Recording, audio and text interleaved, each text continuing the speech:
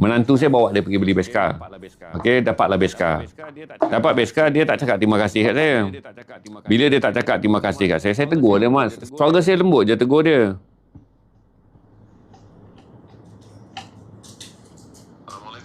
Assalamualaikum, Mat. Kau dah dapat Beska sombong Kau tak ada singgah cakap kat aku apa terima kasih apa semua Kau belah macam tu je. Kau ni, kau ada Beska, kau ada duit, kau lupa diri. Betul kau cerita kat orang yang orang nayakan kau. Kau nayakan orang, kau tak tahu.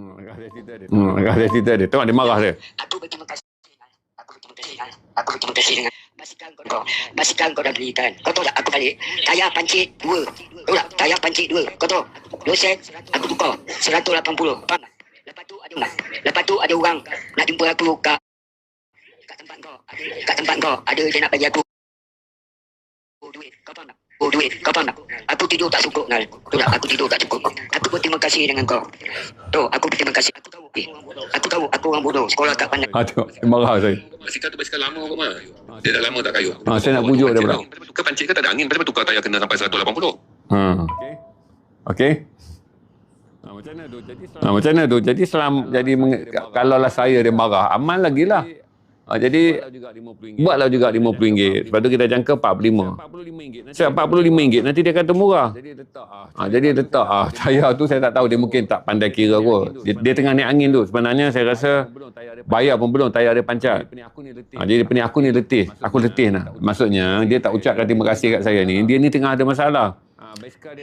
Beska dia baru beli, tiba-tiba angin ke bocor saya tak tahulah baru. Dia pergi, dia gunakan menantu saya dan menantu saya beli Beska. Dia buat tak kenal lah menantu saya, dia ada Beska. Dia buat macam sombong. Dia kayu-kayu Beska tu rosak.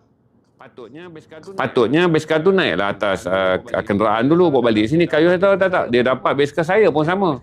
Dia dapat Beska, dia tak kenal saya. Sebelum dia dapat Beska nak pergi ni gini. Mak aku ni, kalau mak aku ada ni, aku dah kayu Beska dah pergi kubur mak aku. Macam-macam lah cerita dia. Dah dapat Beska tu tuan-tuan. Dia buka ni pasang ni gini. Aku pergi lu. Dia jalan. Beska tu rosak balik bawa. Nah, kau beli Beska apa dekat aku ni? Kau bodoh ke apa Beska ni rosak? Padahal bukan salah saya. Sekarang sama jadi salah saya je. Saya pun malas, saya pun cakap lemak mungkin Beska tu. Saya pun tak tahu, dia pun tak reply di sidai saya.